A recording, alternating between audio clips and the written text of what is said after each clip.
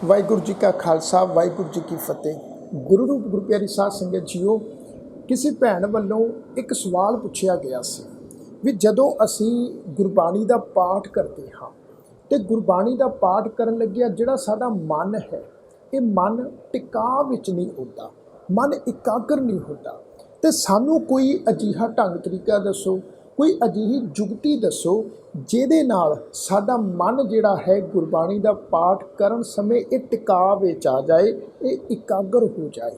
तो साध संगत जो अज दे इस प्रोग्राम दे विच मैं आप समूह संगत दे नाल इसे ही टॉपिक ते इसे ही विषय के संबंध में कुछ विचार साझिया करन जा रहे हैं। तो आप समूह संगत को बेनती करना चाहांगा अज दे इस प्रोग्राम को शुरू तो लैके एंड तक आप भी देखो तो होरना सिख संगतां नाल भी वध तो वध जरूर शेयर करो जी। तो साध संगत जी सब तो पहला सानू इस गल नूं समझना पएगा भी जिहड़ा साडा मन है ये मन है कि असल दे विच साध संगत जी इस गल नूं याद रखो, जिहड़ा साडा मन आ ना जी मन एक फुरनियां दा समूह है।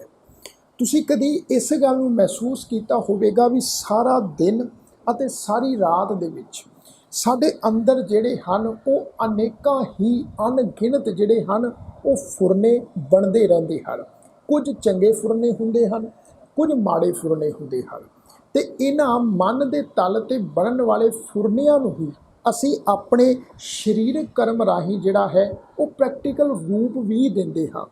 कुछ फुरने तो शरीरक कर्म राही प्रैक्टिकल रूप विच प्रगट हो जाते हैं जी, ते कुछ फुरने जिहड़े हन वो अंदर ही अंदर जिहड़े हन वो खत्म हो जाते हैं, नाश हो जाते हैं।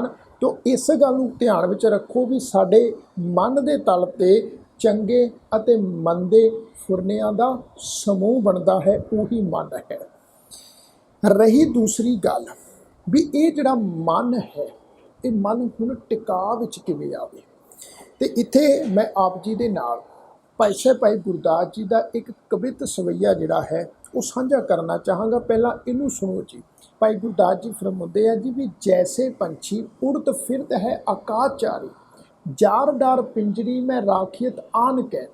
भी जिवें एक पंछी जिहड़ा है वो उच्चे आकाश विच उडारियां लाउंदा है, पर जदों वो पंछी किसी शिकारी दे वस आ जाए तो शिकारी की करता है भी उच्चियां उडारियां लाण वाले पंछी नूं जिहड़ा है वो पिंजरे विच कैद कर दिंदा है। फिर उहदियां जिहड़ियां उडारियां हन पंछी दियां वो खत्म हो जांदियां हन। जैसे पंछी उड़त फिरत है आकाशचारी, जार डार पिंजरी में राखियत आन कै। जैसे गज राज गैबर बन में मदोण, बस हुए महावत कै अंकुश है मान कै। जिवें कहंदे आ भी हाथी जिहड़ा है जंगल का राजा हुंदा है तो जंगल दे विच ऐन मस्त जिहड़ा है हाथी जीवन बतीत करता है, पर जिस दिन वो मस्त होया हाथी शिकारी दे वस चढ़ जाता है तो फिर शिकारी जिहड़ा है वो हाथी दे सिर उत्ते बैठ के हाथी दे सिर उत्ते कुंडे मार मार के हाथी नूं अपने काबू दे विच कर लैंदा है। इस तो अगे भाई गुरदास जी कहंदे आ भी जैसे बिख्या तार बिखम बिल में पताल, गहे सप हेरा ताहे मंत्रन की कान कै।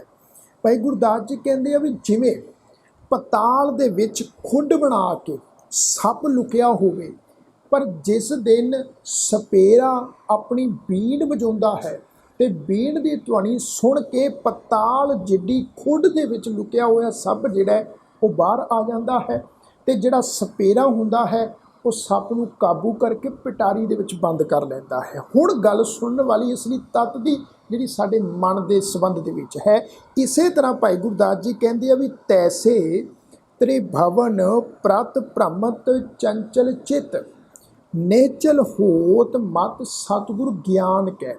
जिवें पंछी नूं शिकारी काबू कर लैंदे जी, जंगल विच विचर रहे मस्त हाथी नूं भी शिकारी काबू कर लैंदा है, अते पताल विच बिल बना के रहन वाले सप नूं जिहड़ा है वो सपेरा काबू कर लैंदा बीन वजा के। इन बिन इसे तरह तिन्नां ही भवनां दे विच इस भटक रहे मन नूं भाई गुरदास जी कहंदे आ भी नेचल होत मत सतगुर ज्ञान कै। भी ये भटकदा होया जिहड़ा मन है साडा, ये मन तदों काबू विच आएगा जदों सानू ਗੁਰੂ ਦਾ ਗਿਆਨ ਪ੍ਰਾਪਤ ਹੋ ਜਾਏਗਾ, ਗੁਰੂ ਦੀ ਮੱਤ ਦੇ ਜਦੋਂ ਅਸੀਂ ਧਾਰਨੀ ਹੋ ਜਾਵਾਂਗੇ।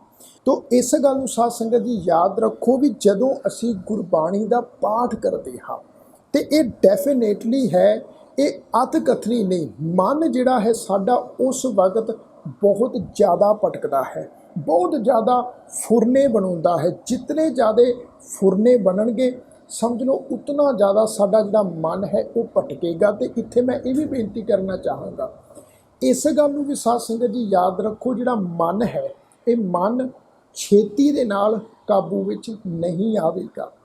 ਮਨ ਨੂੰ ਕਾਬੂ ਵਿੱਚ ਕਰਨ ਵਾਸਤੇ, ਮਨ ਨੂੰ ਟਿਕਾ ਵਿੱਚ ਲਿਆਉਣ ਵਾਸਤੇ, ਮਨ ਨੂੰ ਇਕਾਗਰ ਕਰਨ ਵਾਸਤੇ ਸਮਾਂ ਜ਼ਰੂਰ ਲੱਗੇਗਾ।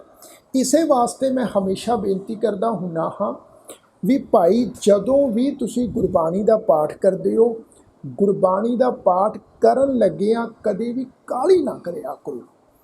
ਪਾਠ ਕਰਨ ਲੱਗਿਆ ਕਦੇ ਰੇਸਿੰਗ ਨਾ ਲਾਇਆ ਕਰੋ ਵੀ ਜਲਦੀ ਤੋਂ ਜਲਦੀ ਮੈਂ ਵੱਧ ਤੋਂ ਵੱਧ ਗੁਰਬਾਣੀ ਦੇ ਪਾਠ ਕਰ ਲਵਾਂ।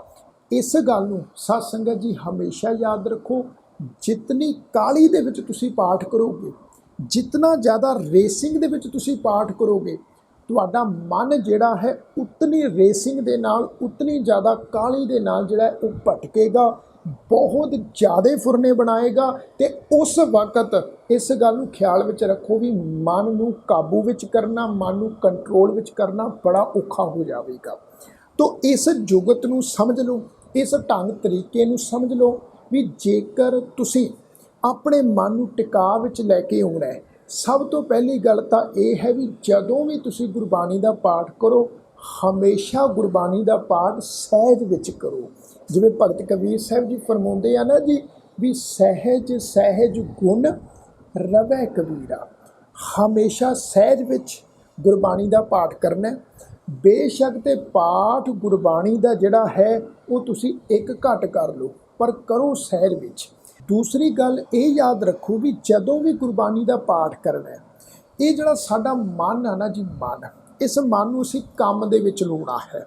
ਹੁਣ ਤੁਸੀਂ ਆਖੋਗੇ ਵੀ ਮਨ ਨੂੰ ਅਸੀਂ ਕਿਵੇਂ ਕੰਮ ਵਿੱਚ ਲਾਈਏ, ਤੇ ਮੈਂ ਤੁਹਾਨੂੰ ਇਹ ਬੇਨਤੀ ਕਰਨਾ ਚਾਹਾਂਗਾ ਵੀ ਮਨ ਨੂੰ ਜਿਹੜਾ ਹੈ ਉਹ ਗੁਰਬਾਣੀ ਨੂੰ ਵਿਚਾਰਨ ਵਾਲੇ ਕੰਮ ਦੇ ਵਿੱਚ ਅਸੀਂ ਲਾਉਣਾ ਹੈ। ਸਭ ਤੋਂ ਪਹਿਲਾਂ ਪਾਠ ਸਹਿਜ ਵਿੱਚ ਕਰਨਾ। ਦੂਸਰਾ ਸਾਧ ਸੰਗਤ ਜੀ ਇਹ ਖਿਆਲ ਵਿੱਚ ਰੱਖਣਾ ਵੀ ਜਿਹੜਾ ਮਨ ਹੈ ਸਾਡਾ ਇਹ ਗੁਰਬਾਣੀ ਦੀ ਵਿਚਾਰ ਵਿੱਚ ਲੱਗ ਜਾਵੇ, ਗੁਰਬਾਣੀ ਦੀ ਵਿਚਾਰ ਵਿੱਚ। ਹੁਣ ਇੱਥੇ ਇੱਕ ਹੋਰ ਪ੍ਰੋਬਲਮ ਆ ਜੀ, ਹੁਣ ਕਈਆਂ ਨੂੰ ਇਹ ਲੱਗੇਗਾ ਵੀ ਸਾਨੂੰ ਤੇ ਗੁਰਬਾਣੀ ਦੀ ਵਿਚਾਰ ਆਉਂਦੀ ਹੀ ਕੋਈ ਨਹੀਂ, ਅਸੀਂ ਤੇ ਗੁਰਬਾਣੀ ਦੇ ਮੀਨਿੰਗ ਤੋਂ, ਗੁਰਬਾਣੀ ਦੇ ਜਿਹੜੇ ਅਰਥ ਭਾਵ ਨੇ ਉਹਦੇ ਤੋਂ ਅਸੀਂ ਜਾਣੂ ਨਹੀਂ। ਤੋ ਸਾਧ ਸੰਗਤ ਜੀ ਇਸੇ ਵਾਸਤੇ ਮੈਂ ਹਮੇਸ਼ਾ ਬੇਨਤੀ ਕਰਦਾ ਹੁੰਦਾ ਵੀ ਜਿੱਥੇ ਤੁਸੀਂ ਗੁਰਬਾਣੀ ਦਾ ਪਾਠ ਕਰਦੇ ਹੋ ਭਾਈ, ਉੱਥੇ ਗੁਰਬਾਣੀ ਦੇ ਜਿਹੜੇ ਮੀਨਿੰਗ ਹਨ, ਗੁਰਬਾਣੀ ਦੇ ਜਿਹੜੇ ਅਰਥ ਹਨ, ਉਹਨਾਂ ਨੂੰ ਜ਼ਰੂਰ ਵਿਚਾਰਿਆ ਕਰੋ। ਆਪਣੇ ਜੀਵਨ ਵਿੱਚੋਂ ਸਮਾਂ ਕੱਢ ਕੇ ਜਪਜੀ ਸਾਹਿਬ ਦੇ ਮੀਨਿੰਗ ਵਿਚਾਰ ਲਿਆ ਕਰੋ। ਜਿਵੇਂ ਜਿਵੇਂ ਤੁਸੀਂ ਗੁਰਬਾਣੀ ਦੇ ਮੀਨਿੰਗ ਵਿਚਾਰੋਗੇ, ਅਰਥ ਭਾਵਾਂ ਨੂੰ ਸਮਝੋਗੇ, ਤਿਵੇਂ ਤਿਵੇਂ ਸਾਧ ਸੰਗਤ ਜੀ ਜਿਹੜਾ ਮਨ ਹੈ ਗੁਰਬਾਣੀ ਦਾ ਪਾਠ ਕਰਨ ਸਮੇਂ ਸਾਡਾ ਮਨ ਜਿਹੜਾ ਹੈ ਉਹਨਾਂ ਅਰਥ ਭਾਵਾਂ ਨੂੰ ਸਮਝਣ ਵਾਲੇ ਪਾਸੇ ਕੰਮ ਦੇ ਵਿੱਚ ਲੱਗੇਗਾ। ਤੀਸਰਾ ਨੁਕਤਾ ਸੁਣੋ। ਤੀਸਰਾ ਨੁਕਤਾ ਇਹ ਹੈ ਭਾਈ, ਜਦੋਂ ਗੁਰਬਾਣੀ ਦਾ ਪਾਠ ਕਰਨਾ ਹਮੇਸ਼ਾ ਫੀਲ ਕਰਿਆ ਕਰੋ। ਗੁਰਬਾਣੀ ਦਾ ਪਾਠ ਕਰਨ ਲੱਗਿਆ ਇੰਜ ਫੀਲ ਕਰਿਆ ਕਰੋ ਵੀ ਜਦੋਂ ਮੈਂ ਗੁਰਬਾਣੀ ਦਾ ਪਾਠ ਕਰਦਾ ਤੇ ਗੁਰਬਾਣੀ ਦਾ ਇੱਕ ਇੱਕ ਸ਼ਬਦ ਜਿਹੜਾ ਇਹ ਉਪਦੇਸ਼ ਰੂਪ ਮੇਰੇ ਵਾਸਤੇ ਗੁਰੂ ਸਾਹਿਬ ਉਚਾਰਨ ਕਰ ਰਹੇ ਆ, ਮੈਨੂੰ ਸਮਝਾ ਰਹੇ ਆ, ਮੈਨੂੰ ਮਤ ਬਖਸ਼ਿਸ਼ ਕਰ ਰਹੇ ਆ, ਮੈਨੂੰ ਗਿਆਨ ਗੁਰੂ ਬਖਸ਼ਿਸ਼ ਕਰ ਰਹੇ ਆ। ਗੁਰੂ ਮੇਰੇ ਸਨਮੁਖ ਨੇ, ਕਿਉਂਕਿ ਗੁਰੂ ਦੀ ਹਜ਼ੂਰੀ ਅਤੇ ਗੁਰਬਾਣੀ ਨੂੰ ਫੀਲ ਕਰਕੇ ਜਿਤਨੀ ਦੇਰ ਤੱਕ ਅਸੀਂ ਨਹੀਂ ਪੜਾਂਗੇ ਸਾਧ ਸੰਗਤ, ਉਤਨੀ ਦੇਰ ਤੱਕ ਸਾਡਾ ਮਨ ਜਿਹੜਾ ਹੈ ਇਹ ਕਾਬੂ ਵਿੱਚ ਨਹੀਂ ਆਏਗਾ, ਮਨ ਟਿਕਾ 'ਚ ਨਹੀਂ ਆਏਗਾ। ਤੋ ਤੀਸਰਾ ਨੁਕਤਾ ਇਹ ਹੈ ਵੀ ਜਦੋਂ ਗੁਰਬਾਣੀ ਦਾ ਪਾਠ ਕਰੋ ਹਮੇਸ਼ਾ ਫੀਲ ਕਰਕੇ ਕਰੋ।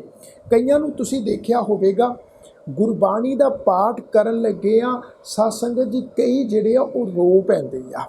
ਗੁਰਬਾਣੀ ਦਾ ਪਾਠ ਕਰਦਿਆਂ ਕਈਆਂ ਦੀਆਂ ਅੱਖਾਂ ਵਿੱਚ ਹੰਝੂ ਆ ਜਾਂਦੇ ਆ, ਕਈ ਵਿਰਾਗ ਵਿੱਚ ਆ ਜਾਂਦੇ, ਗਲ ਭਰ ਆਉਂਦਾ ਹੈ। ਤੋ ਜਿਤਨਾ ਜ਼ਿਆਦਾ ਹੋ ਸਕੇ ਗੁਰਬਾਣੀ ਦਾ ਪਾਠ ਕਰਨ ਲੱਗੇ ਆ ਤੁਸੀਂ ਸਾਧ ਸੰਗਤ ਜੀ ਫੀਲ ਕਰਿਆ ਕਰੋ, ਮਹਾਰਾਜ ਦੀ ਬਾਣੀ ਨੂੰ ਫੀਲ ਕਰਿਆ ਕਰੋ ਵੀ ਮਹਾਰਾਜ ਸੱਚੇ ਪਾਤਸ਼ਾਹ ਮੇਰੇ ਵਾਸਤੇ ਬਾਣੀ ਉਚਾਰਨ ਕਰ ਰਹੇ ਆ, ਮੈਨੂੰ ਮੱਤ ਦੇ ਰਹੇ ਆ। ਅਤੇ ਚੌਥਾ ਜਿਹੜਾ ਨੁਕਤਾ ਹੈ ਉਹ ਨੁਕਤਾ ਇਹ ਹੈ ਗੁਰਬਾਣੀ ਨੂੰ ਜੋ ਤੁਸੀਂ ਵਿਚਾਰਨਾ ਹੈ, ਉਸ ਗੁਰਬਾਣੀ ਦੀ ਵਿਚਾਰ ਦੇ ਅਨੁਸਾਰ ਕੋਸ਼ਿਸ਼ ਕਰਨੀ ਹੈ ਹਮੇਸ਼ਾ ਜੀਵਨ ਦੇ ਵਿੱਚ ਕਰਮ ਕਰਨ ਦੀ, ਕਿਉਂਕਿ ਇਹ ਵੈਰੀ ਇੰਪੋਰਟੈਂਟ ਨੁਕਤਾ ਹੈ। ਬਹੁਤ ਵਾਰ ਅਜਿਹਾ ਹੁੰਦਾ ਹੈ, ਅਸੀਂ ਗੁਰਬਾਣੀ ਦਾ ਪਾਠ ਕਰ ਰਹੇ ਹੁੰਦੇ ਹਾਂ, ਪਰ ਜਿਹੋ ਜਿਹਾ ਗੁਰਬਾਣੀ ਦਾ ਪਾਠ ਕਰ ਰਹੇ ਹਾਂ, ਗੁਰਬਾਣੀ ਦੀ ਬਖਸ਼ਿਸ਼ ਕੀਤੀ ਹੋਈ ਮੱਤ ਨੂੰ ਅਸੀਂ ਆਪਣੇ ਜੀਵਨ ਵਿੱਚ ਨਹੀਂ ਧਾਰਨ ਕਰਦੇ। ਬਿਲਕੁਲ ਗੁਰਬਾਣੀ ਤੋਂ ਉਲਟ ਜਿਹੜੇ ਹਨ ਉਹ ਆਪਣੇ ਜੀਵਨ ਵਿੱਚ ਅਸੀਂ ਕਰਮ ਨਿਭਾ ਰਹੇ ਹੁੰਦੇ ਹਾਂ। ਤੋ ਹਮੇਸ਼ਾ ਕੋਸ਼ਿਸ਼ ਕਰੋ, ਹਮੇਸ਼ਾ ਆਪਣੇ ਜੀਵਨ ਦੇ ਵਿੱਚ ਇਹ ਉਦਮ ਕਰੋ ਵੀ ਜੋ ਗੁਰਬਾਣੀ ਦਾ ਪਾਠ ਕਰਨਾ ਹੈ, ਜੋ ਗੁਰਬਾਣੀ ਦੀ ਵਿਚਾਰ ਹੈ, ਜਾਂ ਜੈਸਾ ਗੁਰੂ ਦਾ ਉਪਦੇਸ਼ ਹੈ, ਮੈਂ ਕੋਸ਼ਿਸ਼ ਕਰਾਂ, ਮੈਂ ਉਦਮ ਕਰਾਂ ਵੀ ਉਸ ਉਪਦੇਸ਼ ਮੁਤਾਬਕ ਮੈਂ ਆਪਣੇ ਜੀਵਨ ਦਾ ਕਰਮ ਵੀ ਜੀ ਸਕਾਂ। ਇਹ ਜ਼ਰੂਰ ਕੋਸ਼ਿਸ਼ ਕਰਨੀ ਹੈ। ਮੈਂ ਇਹ ਜ਼ਰੂਰ ਬੇਨਤੀ ਕਰਨਾ ਚਾਹਾਂਗਾ ਵੀ ਇਹ ਗੱਲਾਂ ਜਿਹੜੀਆਂ ਨੇ ਸਤ ਸੰਗਤ ਜੀ, ਮੈਂ ਜ਼ਰੂਰ ਇਹਨੂੰ ਸਮਝਦਾ ਹਾਂ ਵੀ ਇਹ ਗੱਲਾਂ ਸੌਖੀਆਂ ਨਹੀਂ ਹਨ। ਸਾਨੂੰ ਜ਼ਰੂਰ ਇਹਨਾਂ ਗੱਲਾਂ ਨੂੰ ਪੂਰਾ ਕਰਨ ਵਿੱਚ ਵਕਤ ਲੱਗੇਗਾ, ਪਰ ਸਾਧ ਸੰਗਤ ਜੀ ਇਹ ਵੀ ਗੱਲ ਯਾਦ ਰੱਖੋ, ਜੇਕਰ ਅਸੀਂ ਗੁਰੂ ਦਾ ਓਟ ਆਸਰਾ ਲੈ ਕੇ ਚੱਲੀਏ, ਜੇਕਰ ਅਸੀਂ ਗੁਰੂ ਸਾਹਿਬ ਦੀ ਪਾਵਨ ਅੰਮ੍ਰਿਤਮਈ ਬਾਣੀ ਨੂੰ ਫੀਲ ਕਰਕੇ ਚੱਲੀਏ, ਜੇ ਅਸੀਂ ਇਹ ਗੱਲ ਮਹਿਸੂਸ ਕਰੀਏ ਵੀ ਗੁਰ ਮੇਰੇ ਸੰਗ ਸਦਾ ਹੈ ਨਾਲੇ, ਤੇ ਸਾਧ ਸੰਗਤ ਜੀ ਇਹ ਜਿਹੜੀ ਕੋਸ਼ਿਸ਼ ਹੈ, ਇੱਕ ਦਿਨ ਇਹ ਕੀਤੀ ਹੋਈ ਜਿਹੜੀ ਕੋਸ਼ਿਸ਼ ਹੈ, ਇਹ ਸਾਡੀ ਜ਼ਰੂਰ ਕਾਮਯਾਬ ਹੋਵੇਗੀ, ਕਿਉਂਕਿ ਨਥਿੰਗ ਇਜ਼ ਇੰਪੋਸੀਬਲ। ਜੇ ਸਾਧ ਸੰਗਤ ਜੀ ਅਸੀਂ ਕੋਸ਼ਿਸ਼ ਕਰਾਂਗੇ ਤੇ ਕਾਮਯਾਬ ਵੀ ਹੋਵਾਂਗੇ, ਤੇ ਜੇ ਕੋਸ਼ਿਸ਼ ਨਹੀਂ ਕਰਾਂਗੇ ਤੇ ਕਦੀ ਕਾਮਯਾਬ ਫਿਰ ਨਹੀਂ ਹੋਵਾਂਗੇ। ਕੋਸ਼ਿਸ਼ ਨਾਲ ਹੀ ਕਾਮਯਾਬੀ ਪ੍ਰਾਪਤ ਹੁੰਦੀ ਹੈ। ਤੋ ਇਹਨਾਂ ਚਾਰ ਗੱਲਾਂ ਨੂੰ ਸਾਧ ਸੰਗਤ ਹਮੇਸ਼ਾ ਖਿਆਲ ਵਿੱਚ ਰੱਖੋ ਜਦੋਂ ਗੁਰਬਾਣੀ ਦਾ ਪਾਠ ਕਰਨਾ ਹੈ। ਸਭ ਤੋਂ ਪਹਿਲੀ ਗੱਲ ਕਿਹੜੀ ਹੈ? ਗੁਰਬਾਣੀ ਦਾ ਪਾਠ ਸਹਿਜ ਵਿੱਚ ਕਰਨਾ ਹੈ, ਕਾਹਲੀ ਨਹੀਂ ਕਰਨੀ, ਰੇਸਿੰਗ ਅਸੀਂ ਨਹੀਂ ਲਾਣੀ, ਗੁਰਬਾਣੀ ਦੇ ਪਾਠ ਦੀਆਂ ਗਿਣਤੀਆਂ ਨਹੀਂ ਅਸੀਂ ਵਧਾਉਣੀਆਂ। ਦੂਸਰੀ ਗੱਲ, ਮਨ ਨੂੰ, ਜਿਹੜਾ ਮਨ ਸਾਡਾ ਚੰਚਲ ਹੈ, ਵਿਹਲਾ ਹੈ, ਸ਼ੈਤਾਨ ਹੈ, ਇਸ ਮਨ ਨੂੰ ਅਸੀਂ ਗੁਰਬਾਣੀ ਦੀ ਵਿਚਾਰ ਵਾਲੇ ਪਾਸੇ ਕੰਮ ਦੇ ਵਿੱਚ ਲੋੜ ਹੈ। ਤੀਸਰੀ ਗੱਲ, ਗੁਰਬਾਣੀ ਦਾ ਪਾਠ ਕਰਨ ਲੱਗਿਆਂ ਅਸੀਂ ਫੀਲ ਕਰਨਾ ਹੈ, ਗੁਰੂ ਦੀ ਹਜ਼ੂਰੀ ਨੂੰ ਫੀਲ ਕਰਨਾ ਹੈ। ਅਤੇ ਚੌਥੀ ਗੱਲ, ਜੋ ਗੁਰੂ ਦੀ ਮੱਤ ਹੈ, ਜੋ ਗੁਰੂ ਦਾ ਉਪਦੇਸ਼ ਹੈ, ਜੋ ਗੁਰਬਾਣੀ ਦੀ ਵਿਚਾਰ ਹੈ, ਉਹਨੂੰ ਅਸੀਂ ਆਪਣੇ ਜੀਵਨ ਵਿੱਚ ਪ੍ਰੈਕਟੀਕਲ ਤੌਰ 'ਤੇ ਕਰਮ ਵਿੱਚ ਜ਼ਰੂਰ ਲੈ ਕੇ ਆਉਣਾ ਹੈ। ਜੇਕਰ ਸਾਧ ਸੰਗਤ ਇਸ ਢੰਗ ਤਰੀਕੇ ਨਾਲ ਅਸੀਂ ਇਹ ਜੁਗਤ ਅਪਣਾ ਕੇ, ਇਹ ਢੰਗ ਤਰੀਕਾ ਅਪਣਾ ਕੇ ਚੱਲਾਂਗੇ, ਤੇ ਇਹ ਜਿਹੜਾ ਸਾਡਾ ਮਨ ਹੈ ਇਹ ਇੱਕ ਦਿਨ ਜ਼ਰੂਰ ਸਾਡੇ ਕੰਟਰੋਲ 'ਚ ਆ ਜਾਏਗਾ, ਇਹ ਮਨ ਜ਼ਰੂਰ ਕਾਬੂ ਵਿੱਚ ਆ ਜਾਏਗਾ।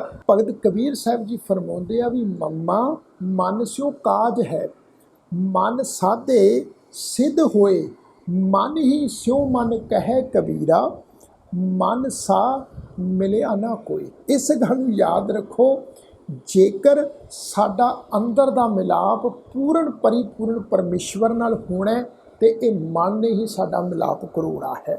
ਤੋ ਮਨ ਵਰਗਾ ਮਿੱਤਰ ਭਗਤ ਕਬੀਰ ਸਾਹਿਬ ਕਹਿੰਦੇ ਨੇ ਦੂਜਾ ਨਹੀਂ ਹੈ। ਜੇ ਇੱਕ ਮਨ ਸਾਡਾ ਕਾਬੂ ਵਿੱਚ ਆ ਜਾਏ, ਮਨ ਟਿਕਾ ਵਿੱਚ ਆ ਜਾਏ, ਮਨ ਕੰਟਰੋਲ ਵਿੱਚ ਆ ਜਾਏ, ਤਾਂ ਸਾਨੂੰ ਜਿਹੜੀ ਹੈ ਉਹ ਫਿਰ ਰੱਬ ਜੀ ਦੇ ਮਿਲਾਪ ਦੀ ਜਿਹੜੀ ਕਾਮਯਾਬੀ ਹੈ ਉਹ ਸਾਨੂੰ ਅਵਸ਼ ਜ਼ਰੂਰ ਪ੍ਰਾਪਤ ਹੋਵੇਗੀ। ਤੋ ਸਾਰੀਆਂ ਸਿੱਖ ਸੰਗਤਾਂ ਦਾ ਤਹਿ ਦਿਲੋਂ ਧੰਨਵਾਦ। ਜੇ ਅੱਜ ਦਾ ਇਹ ਪ੍ਰੋਗਰਾਮ ਆਪ ਜੀ ਨੂੰ ਪਸੰਦ ਆਇਆ ਹੋਵੇ, ਲਾਈਕ ਜ਼ਰੂਰ ਕਰਿਓ, ਕਮੈਂਟ ਕਰਕੇ ਆਪਣੇ ਵਿਚਾਰ ਦੇ ਨਾਲ ਨਾ ਭੁੱਲਿਓ, ਅਤੇ ਵੱਧ ਤੋਂ ਵੱਧ ਸਿੱਖ ਸੰਗਤਾਂ ਨਾਲ ਜ਼ਰੂਰ ਸ਼ੇਅਰ ਕਰਿਓ ਜੀ। ਵਾਹਿਗੁਰੂ ਜੀ ਕਾ ਖਾਲਸਾ, ਵਾਹਿਗੁਰੂ ਜੀ ਕੀ ਫਤਿਹ।